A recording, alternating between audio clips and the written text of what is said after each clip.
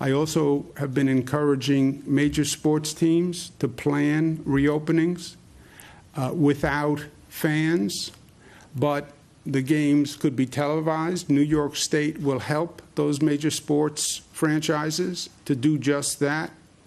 Hockey, basketball, baseball, football, whoever can reopen, we're a ready, willing, and able partner.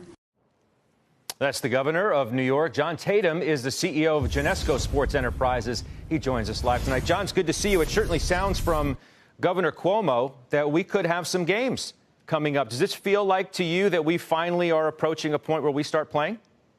Oh, absolutely, Scott. And thank you for having me tonight. I think really what was driving the Dow up almost 1,000 points was live sports this past week. With UFC and also the NASCAR race yesterday at Darlington was a tremendous success. So I'm encouraged that not only did Governor Cuomo, but also Governor Newsom had some positive comments today about sports returning in California after the 1st of June. They're not quite as good as the governor in Texas, who's ready to have fans in the stands, but they're coming around. So we'll see. We'll give it some time. What about sports marketing? What's happened to sports marketing as we've been sitting on the sidelines, so to speak? Well, a lot of companies, major corporations, brands, obviously have taken this opportunity to pause, to reevaluate, reexamine their investments, what sports they're investing in, and within those sports, what assets are they getting in return? So you need to look at a scenario whether it's in stadium signage, without fans in the stands. Is that valuable? Maybe you need field level signage or hospitality assets is valuable if you can't have fans in the stands or social gatherings. So, there's a little bit of everybody. We've been doing actually more work the past 10 weeks on strategy, evaluation, renegotiation in some cases. And in some cases, we move forward with deals that were already in place prior to 3/11. Interesting. You mentioned the word renegotiation. I was going to ask you what's happening with rates. In some respects, you'd say, well, you would expect rates from sponsors and marketing partners to drop. But then when they do begin to play these games, you may not have fans in the stands, but you're certainly going to have big audiences on TV, John. We know that. Absolutely. I think the ratings from yesterday's NASCAR race proved that out in Darlington. There was not anybody in the stands. Jeff Gordon was at his house broadcasting the game. So, it was a different look and feel, but obviously people are dying to be connected and be connected to something live happening outside of their particular home. I think the value of sports properties is determined by one, the competitive landscape. So is my client in the airline business, are their competitors spending or not? And then within that, you look at changes in things like we talked about in terms of camera visible signage versus signage at the top of the stadium.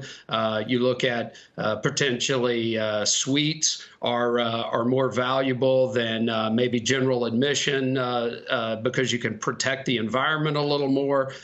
So, there's a shift. There's not as many experiential marketing assets that have value if there are no fans to sample and to product sample and to data capture, et cetera, and interact with. So it's just it's not necessarily a devaluation or maybe an increase. It's just a reallocation of the portfolio. I was going to ask you, do you find that your sponsors, you're working with a lot of Fortune 500 companies, obviously, are they diverting dollars that would normally be spent on sports and putting them more towards virus-related concerns? And can they so easily move them back to the sports landscape once the games actually do begin? Well, there are some changes from a traditional sponsorship. The draft happened this past April, and you did a great job with your fellow Redskins buddy Matthew McConaughey on the Schedule Release show. And where those would be live events in the past, they made donations to charity, or they honored frontline workers instead of cutting new TV spots. But for the most part, we know that sports are going to come back. And maybe they'll come back in a 25% capacity. Maybe they'll come back in a 50% capacity. But once we get a vaccine, or certainly a proven therapeutic or a proven antiviral, we're going to be back to full steam ahead.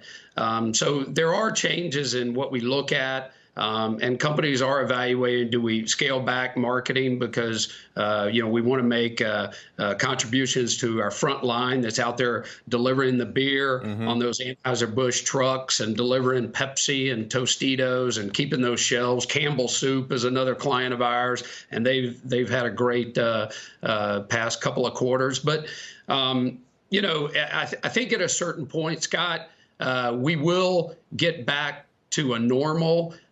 It'll be a different normal than pre-3/11, but with change comes opportunity. And, for example, we have a lot of healthcare clients. We represent Cigna, which is the official healthcare partner of the NFL. We also represent about a dozen hospital and healthcare clients. So if you ever watch a New Orleans Saints game and you see Ochsner behind yeah, well, healthcare is a good business, and we're fortunate that we're in sports.